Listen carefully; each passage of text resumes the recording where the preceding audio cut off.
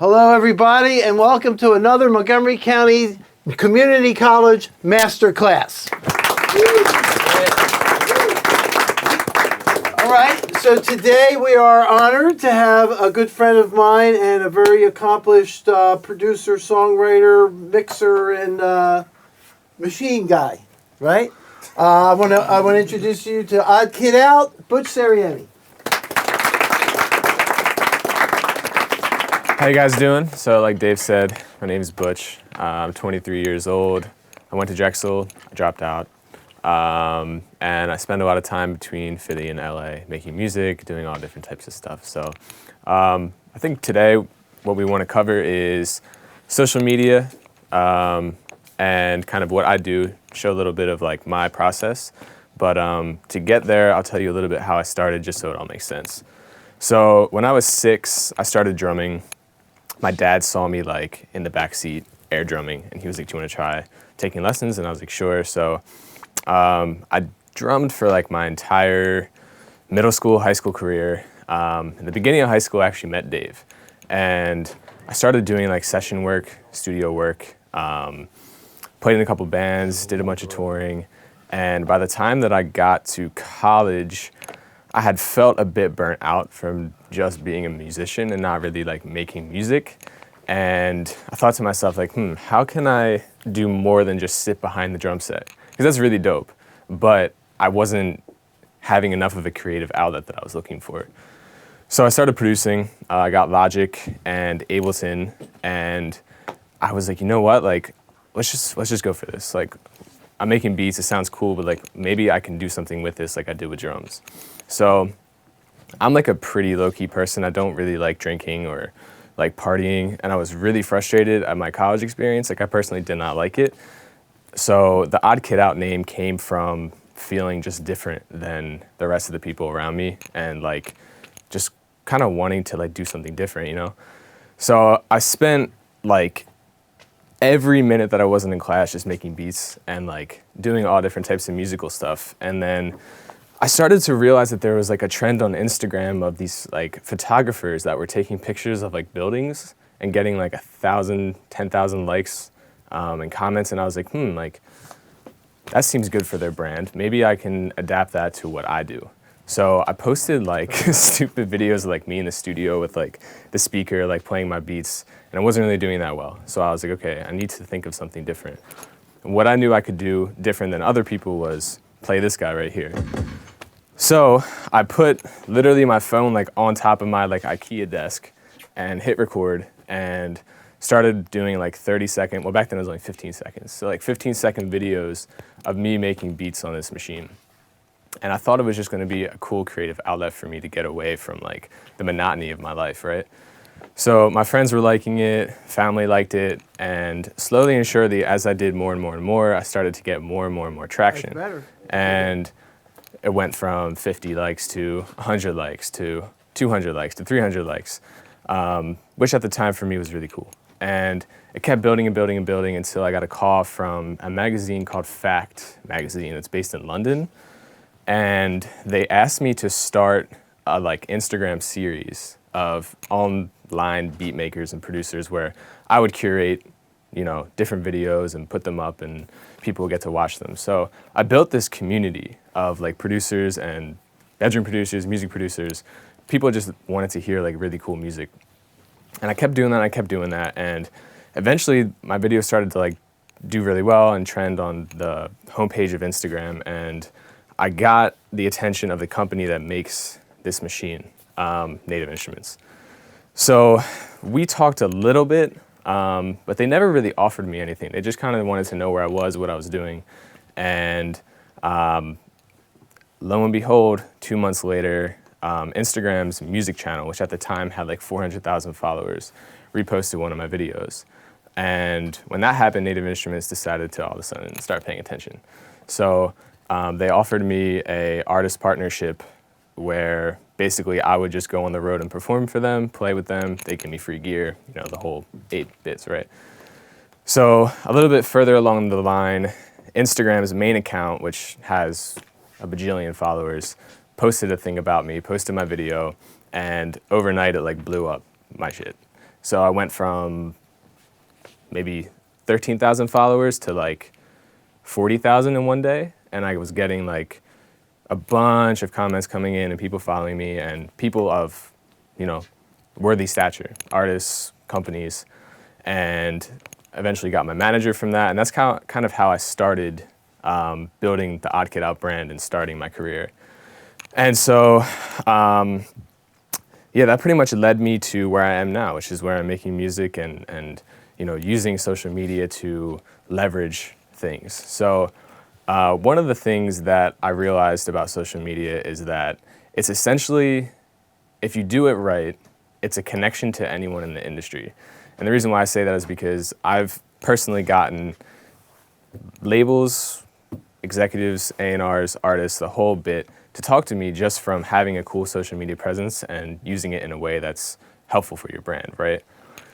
So one of the biggest things that came out of my Instagram endeavors was working with Skrillex. And I was out in LA with Red Light Management, and someone followed me and they're like, yo, Skrillex follows you. And I was like, really? Like, I had no idea. And he's one of my favorites. So I DM'd him. We talked a little bit via DM for like a year. And then at the top, or the end of 2017, top of 2018, I ended up moving in with him and released. Yeah, it was pretty dumb. So I moved into one of his like creative spaces in LA. I got a label deal with Ausla, his label, and got an agent at UTA. Like the whole bit, just from him. Can I curse, Dave? Yeah. Him fucking with my videos. Like he just liked the way that I did my shit. And like he's obviously like I don't make dubstep, but he was like, hey, like, why don't you just come down and work? And that really came from Instagram, which is really crazy. Yeah, no, it's really crazy. So the way that I built my Instagram was 98% hard work, 2% scamming. So the reason why I say that is because I would spend like literally 7 or 8 hours a day on Instagram, which sucks. But I wasn't necessarily posting, I was just interacting. So I spent 2 hours rummaging through hashtags and liking people's stuff and commenting, down to following people and sending them messages and getting 5 million ignores and no's and getting 1 yes, which was awesome. And I just continuously tried to be a part of a community that I could find on Instagram. I'd look for ways to connect with other artists that were doing what I was doing, and was just trying to build with this virtual world, you know? It's bigger than going out in the city and posting flyers. I could just hop on Instagram and talk to people in Brazil, you know? So that's really the hard work, and obviously curating the content and doing all that stuff. But the 2% scamming was because I followed, you can't do this anymore because the algorithm of Instagram changed, but you could follow like thousands of people in a day and unfollow them the next day. So I followed all my Facebook friends, which was like 2,000 people, because I started at 0. So I followed 2,000 people and then unfollowed them the next day just so it looked like I was cooler than I was. So like I scammed it at the beginning a little bit just to get like a couple followers, but yeah, it mainly just came from literally spending hours and hours on Instagram, connecting with people and making sure that like my content was cool, but also that there was a story there. You know, like when people came to my Instagram, you could say like, oh, like I understand the vibe. I understand what this guy's doing. It's almost like an online business card. That's kind of how I always thought of it. Is like, I can show you what I can do. I can show you my vibe. I can tell you my story. And I have a way to just slide in your DM and talk to you. You know what I mean? So it really just came from spending way too much time burning my eyes on it, but ended up really helping me because it gave me one of the biggest opportunities that I've ever been presented with. So let's talk about the machine. So does anyone in here use the machine? Small amount, okay. So is anyone here a drummer? Okay, cool. So not a lot of either. But basically this here is like a drum kit, but just connected to your computer, and you can do anything you want on it, and it's super sick. So I don't know if you guys can really see, but I'll kind of do like one of these, if that helps. So there's A, B, C, D, E, F, G, H, right? So all these banks, and within each bank, there's 16 pads. And on those 16 pads, you can design, create, arrange anything that you want, right? So when it comes to producing, I actually use this a lot to like create ideas and you know, try out different things. So to give you like a little example, you have like all these sounds here. And then it's up to you to kind of figure out how to put them together and how to create a musical idea out of it. Now, the reason why I'm such a big advocate for this, and it's not because Native Instruments is paying me to tell you this, it's like actually what I think. I think it's the best MIDI controller / MPC style unit that you can get because of its easeability. Like right now, I'm literally just USBing into my computer and that's all it needs. It has all the sounds in it. The pads feel really nice. And like I said, like you can just pull up and just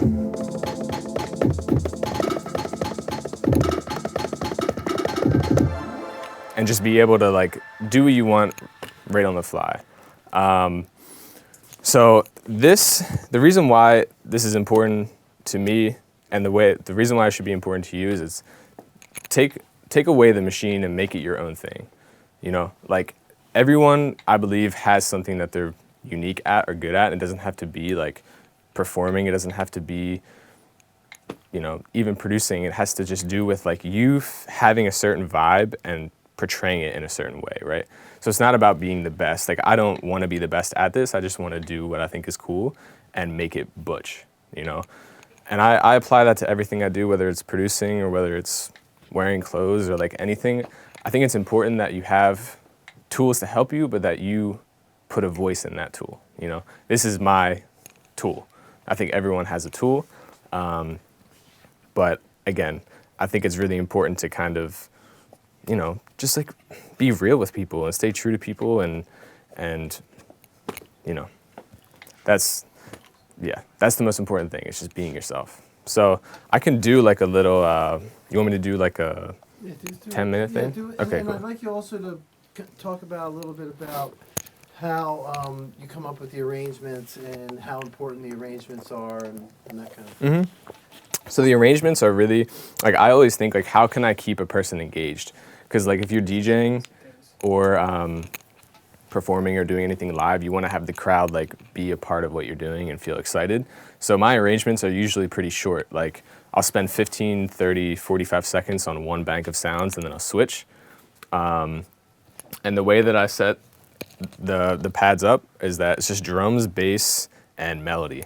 So that's really the arrangement tip.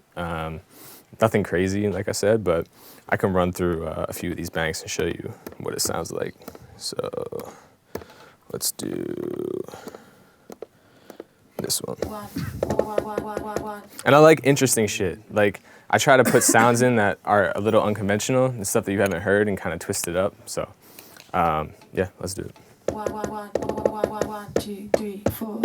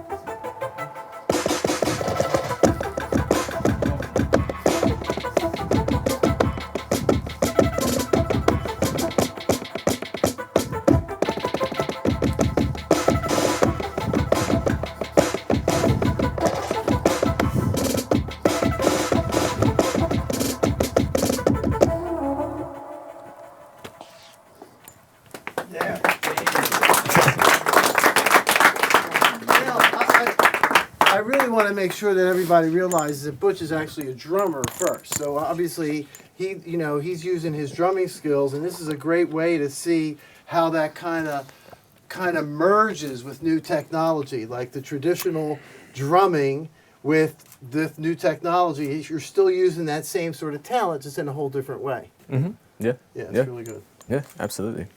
So now what's on the horizon? First of all, if there's any questions, please get them out while we're doing this. There's no need to wait till the end. I have a question, Dave. How do I remember what's on each pad? Hours of memorizing. And like when you set it up, like this bottom bank right here is always drums, and these top are always melody. So I know that my hi-hat will always be on 3, snare will always be on 2, kick will always be on 1. So I've always known where everything is. So thanks, man. Michael? From the time you started, you picked up the machine, up until now, I'm a teacher here. So what I try to get them to understand how long it takes, because you doing this makes it, oh, I can do that. But how many hours, like how long was it where you find a machine, you start working with it, get over the technology hurdle, and then start creating your own voice? Like, how long did it take you to become, like, where you're like, oh, I'm proficient, I feel like I have a voice? I think it took from 10th grade to like sophomore year of college. Okay. So how many years is that? Maybe 4 or 5 years? 4 or 5 years. But there's also 10 years prior of musical training, drumming, and then also the technology hurdle. I'm not sure. I think a lot of people in our age range like don't really have the hurdle. I think it's more so just like learning how to use the technology. Or the curve, like how Yeah, long I it think takes you to get I think maybe to get like nice and really be able to just hop around like a year or two. done. Okay. But to be able to play and like have a style and build all that stuff, it's like years, over 10,000 hours. I'm just doing. Oh, wait, what did you say? How long? Wait. Over 10,000 hours. Thank you, 10,000 hours. That's more than, so doing the math, that's like 15 years. We talk about 10,000 hours, 10 years to become an expert, and hours and hours a day. Thank you. Of course. Thank you for Of answering my course. question. Sure. All right, old man's done, I'm good. Anybody else? Come on. You have any more? Yeah. Okay, Do good. you know what the drum machine is called and how much it costs? Yeah, so this is called the Machine, spelled with an S, so Maschine. And there's variants from 200 to 1500. So the 200 one is this without the buttons and the screens. This one I believe is 6, and then I think the Studio and the ones above it are in the thousands. So, Thank you. yeah, no problem. How would you compare that to like the Push 2? See, the Push is the Ableton one, right? I used it a few times, but my style is more so like drumsticks, not fingers. So the pads kind of freak me out, and I haven't really like used it too much. So I don't have the best answer for you, but I do know that it implements with Ableton 10 million times better than Machine does. Machine's like a pain in the ass to record. It's mainly a live production tool for me. I think the Push is more of an intuitive production tool than the Machine. Yeah. Some more? How many machines have you gone through? Like, have you ever broken any? I actually haven't broken any. My original one is pretty beat up and bloody, but I'm gonna break one soon probably, but I haven't yet. So hopefully I don't. What are some of your favorite projects you worked on? Favorite projects I've worked on.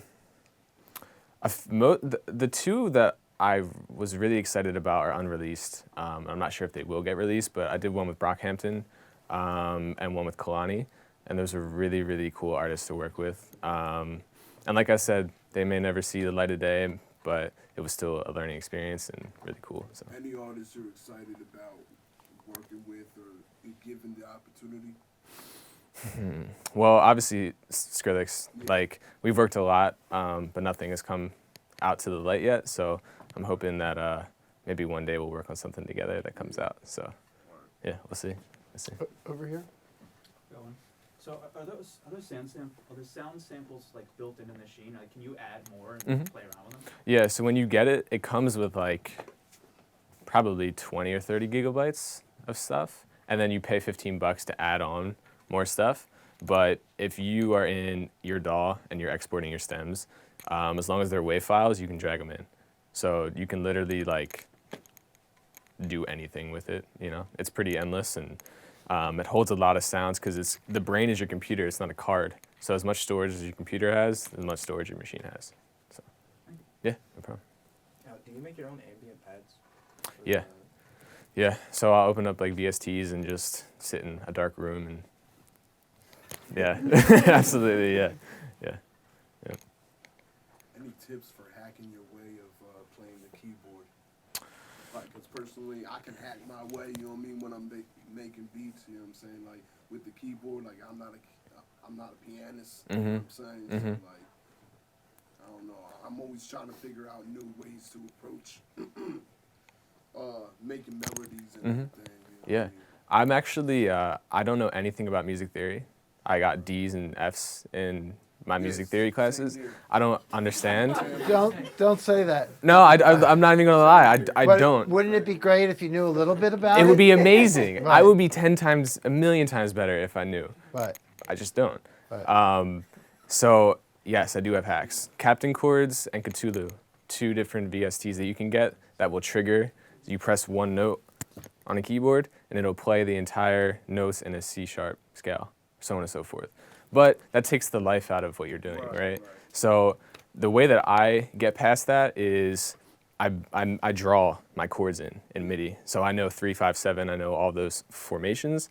So I draw in chord progressions in MIDI, convert it to audio, and then I like affect it and switch it up so it sounds different. But I think the best thing that you can do is learn the piano, but if not, try out Cthulhu or Captain chords or draw. And just draw your stuff in. Or an arpeggiator. Right. That gives you some motion. I love the arpeggiator. Yeah, that'll help. Do you ever use Splice or any other kind of, or any other kind of, Yeah. something like that? Yeah, Splice and Sounds. So Sounds is Native Instruments version, which is a cool service, and then Splice is, I think, pretty much the most prominent sample-based. Would you say you get a lot of your samples from one of those services, or do you just? It depends, because the thing about that is you're not, it's hard to find your own sound if you're taking sounds from other people constantly. So what I'll use it for is like, oh, I need like a yeah. So I'll go on Splice and be like, type in yeah vocal, and then do that. Or like if I'm looking for a specific drum pack, like Decap, if you guys know Decap, he makes like really good drum sounds, so I use some of his one-shots. But as far as like actually taking melodies in, if I'm in the room with an artist that's like looking for a specific type of beat, then I might hop in there and get some inspiration, but definitely a part of my arsenal for sure. Let's talk a little bit about the business side. When you said you got a manager out there. When you first got approached with contracts, what did you do, and what was your initial impression? So I think the first thing that happened was I got linked up with a manager who helped me create my OddKidOut Records LLC and OddKidOut Publishing LLC. So I immediately had a home for like all my releases and all of my work. I could keep my money, keep myself paid, know where everything is coming and going, and it made it legit, So I started out with a manager and 2 LLCs, Okay, and your manager, did you wait till you had a personal relationship with your manager before you signed, or is it kind of just happened and you signed right away? What? After he saw the Instagram stuff, he reached out to me, but I had known him in person a little bit before, so it wasn't like a cold reach out. I had spent some time with him. And Yeah. did you get an attorney out there, or did you have an attorney here? Or? So what was weird about it was he was an attorney, but wanted to be my manager, so I had both. So he helped me like legally get through everything I needed to. So when I got contracts from, ALSA to Philadelphia Union to all these different places, I'd be able to be like, hey, can you look this over for me? So kind of a bad example. I'm actually not with him anymore either. And why is that? It's actually something I'm going through at the moment. He left the management company that he started, and I have 2 new guys with me now. That don't have the same passion. And we call that key man clause. Because a key man clause in a contract means that if, like in his example right there, if he signed a deal with a label and somebody who was the one who was responsible for getting him that deal, in your contract you put the key man clause in that. That means if that person leaves the label, it's exactly what happens. The person who's passionate about you, who got you signed, leaves the label. 2 other people are just basically assigned to you that may not necessarily have the same passion. So if your key man leaves the organization, that gives you an opening to be able to get out of your contract. And that's called a key man clause. And that's very important when you're signing deals, because typically it really is one person only in that label who really believes in you. It's rare that every A&R person and all believe in the same person. It's usually somebody bringing this emotion to the table and showing the A&R people, hey, this is a great artist. Okay, that sounds cool. But that one person is the one who's passionate about it. So that's something that you always want to kind of remember in your contracts. Yeah, and I think it's really important to have like a strong understanding of yourself and be able to do as much as possible on your own. Correct. The more you understand the contracts, the less intimidated you are by them. Yeah. And a lot of them have some of the very same things. Everything's going to talk about what's included, what's not included, the terms, the length of terms. All those typical things are really important in that kind of situation. Yeah, right? And I feel like college classes do a really good job of teaching you about contracts. Like a lot of the stuff that I learned when I went to school. Obviously, life experience helps a lot too, but sure, you kind of get used to it. And I think also the other important thing is, like, no matter what situation you get in and no matter how big the person is, you can't let them sway what you believe in or what you think. Right. And not to speak down on any organization that I've worked with, but even with the stuff with ALSA, it was definitely a really amazing experience, but the artistic part that came out was not up to par with what I wanted, and it got lost from me being excited and me not putting my foot down and letting other people tell me what to do. So it was a success, but it wasn't necessarily something that I loved. And it was a big learning experience for you too, to know what not to do. Mm-hmm. Because that's the key, because you get excited, it's your first label deal, and you go, okay, but then when you start getting in the middle of it, other people, a label's not going to sign you and give you all kinds of money and have nothing to say about it.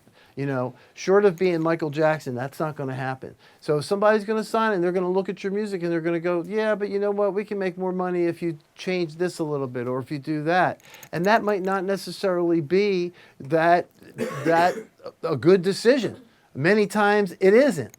But again, there's a lot of people involved. It's not just you and whoever signed you. It's him who signed him, their bosses, and then their stockholders. So it's like it goes all the way up the ladder. So I just want to kind of really get everyone to understand that it is truly a business. And even somebody who's doing great with Instagram and ready to go, you're still going to be no one has carte blanche. You just don't do whatever you want. And you basically have to kind of work the system in a way to get your music, right? Yeah, and to get it out. And even like Instagram doesn't even really, it helps a lot, but the most important thing is your music, because that's what gets people to, like the Instagram gets people excited. The reason why I think it's important is you better be putting in 5 million hours of work on your music so that your Instagram is just your guider to get your music to places. You know what I'm saying? Instagram is nothing more than what you would do normally to get people. Like I always say, like I could produce Let It Be for someone, and it'll go to A&R people, and all that's going to do, all that's going to do is go, okay, let me hear more. I want to go see that person perform. That's all that's going to do. It could be the best song ever produced, but you're not going to get signed on that. It's all that's going to do is what Instagram does, is get you to be noticed. And then they look. And when they look, everything better be on point at that point. Because if it isn't, then you just blew all those hours of Instagram work you just blew because you didn't put the same amount into your music to make that just as good. Yeah, I literally just lost a deal with Diplo. Like I was gonna sign to Mad Decent and completely lost it like 2 months ago from not communicating properly and not having a strong sense of what I wanted to do with the music that I gave them, because the music was really good, but a learning experience was, you know, hey, I need to really make sure that all of my eggs are set up and that everything is perfect. Because if I don't have my shit together, and even if they love what I'm doing, if I'm not a good package for them, like, that was a big kick in the ass, you know, to be like, oh, I just lost that. But it was exactly what you're saying, is like, I needed to put a little more time into making sure my project was fulfilled and not just a single that I was trying to And sell people off, are you not know? looking to your music and going, oh, I love this music. Okay, you have to have the vision for your music, because they're just saying, I like it. And then if he follows up with, yeah, and I want to do this, and I have this vision, and this is what I want to do, that makes you a lot more appealing to somebody than somebody that just has, yeah, I got great music. You know what I mean? Like, that's it. It's like, you know, like, where's your vision? Anybody with good music has a place for it to go, has an idea of what they want to do, has a thought process, you know, and you want to get people to buy into that. That's very important. Yeah, and actually with me, it was the opposite. It wasn't, I didn't have the music oriented properly, but with communication, I was overly communicative. Right. So instead of being on the phone and just being like, hey, yeah, my music's good, sign me, I was like, I want to do this, I want to do this, I want to do this, I want to do this. And I think they were like, yo, relax, like, you know. So that's just another part of it, is So knowing your place too, you know what I mean? So you were over the top, you're saying. Oh yeah, I was way too excited, and I like said way too many things way too quickly, and I think it turned them off, you know. So What do you think they were looking for? Just to have a creative conversation, not to talk about business. And it's weird, as an artist, most artists don't talk about, like, the stereotype is that artists don't talk about business, right? They just talk about the music. So I overcompensated and talked a lot about business, and I think it rubbed them the wrong way. It's like it's like talking to a girl. You know, if you go on your first date and you're like, I want to marry you. You know what I mean? It's like, whoa, chill. You know? So it's kind of like, I always try to think of it as like, trying to pick up I have a girlfriend, but I'm trying to pick up a girl. You know what I mean? Like, so, yeah. That's good advice. Any more questions? Go ahead. So you bounce between Philly and LA a lot, right? So would you say the collaboration process between like Philly and LA, like, could you like explain kind of how that happens? I think with Philly, it feels a little bit more organic. It feels like you're getting in the room to connect with someone and work on something.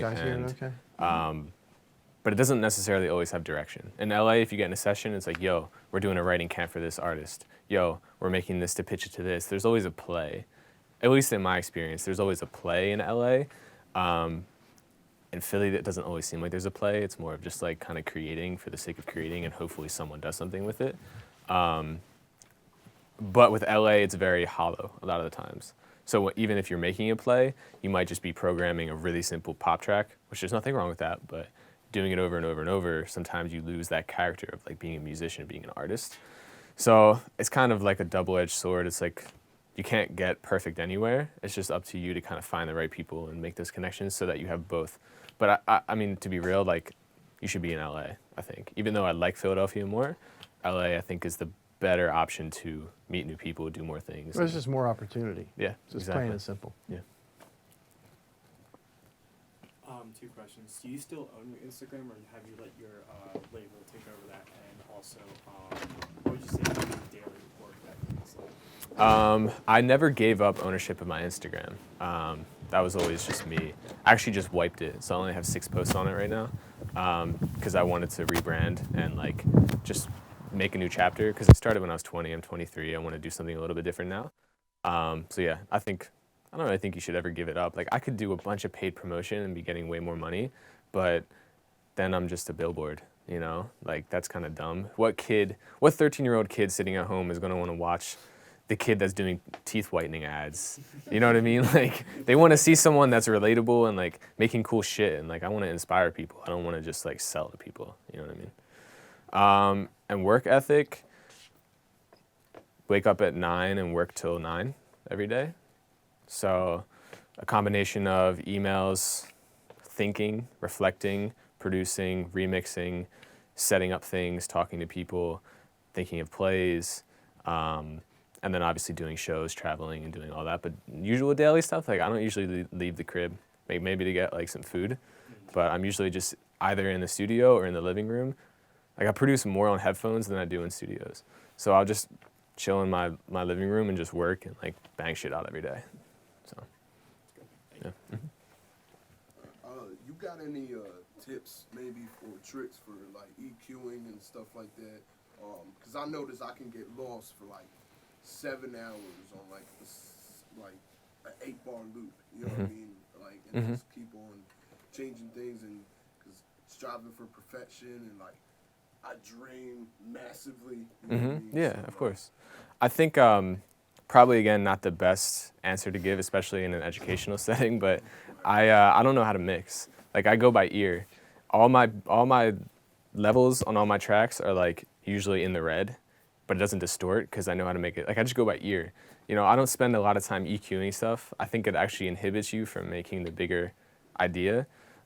If you have like an 8-bar loop and you're sitting there really trying to like mess with the EQ, like in my opinion, for this day and age of music, I think it's more important to just be like, all right, just take a little bit of the lows out, pull the lows down and keep moving, and just keep compiling and piling. And then if you want, like I get all my stuff mixed and mastered at the end, but I get my mixes good enough to a place where I can pitch it and get it placed just from going by my ear and looking a little bit. But I think if you want to be a mixer, if that's like what your thing is, then you should definitely spend all that time on it. But as a producer, if you're trying to get ideas out and quick, I would just EQ a bit, not go super hard on it. Right. Save that for the end. And on another one about, I'm sure you've copywritten your stuff. Right? I'm one half of a duo, you know what I mean, independent duo, and right now we're crafting like a sellable album, you know what I mean, independently, and I just wanted to know the right, I guess, the way to go about like copywriting stuff, and like, cause like I'm making all the beats and everything, and then we also have to like copyright all lyrics and stuff. You know what I mean? Yeah, I mean, I think if you want to take the duo really seriously, I'd copyright the duo name that you're working under, copyright all the tracks, and make sure. Trademark the name. Copyright the tracks. Yeah, that's a better. It's all done yeah. at gov, you know, copyright.gov.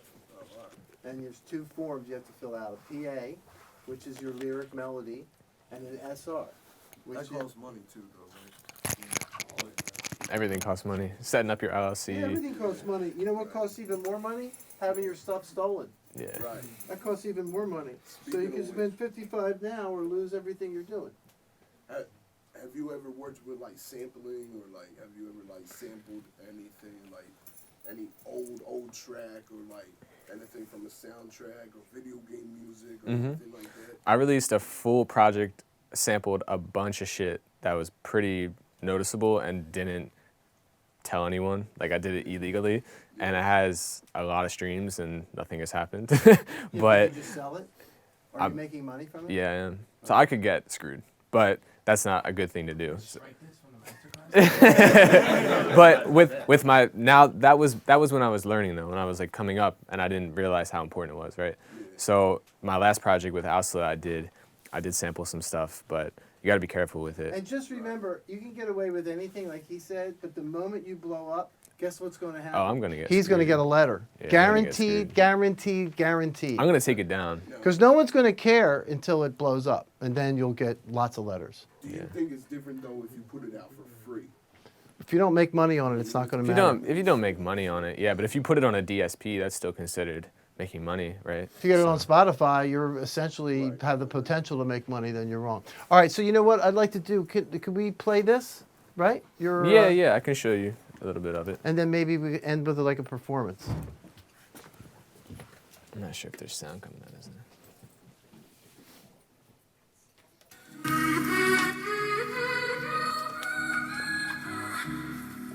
This is stuff you did, right? Huh? Is this beat you made? Yeah. So this is in Hollywood with Native Instruments.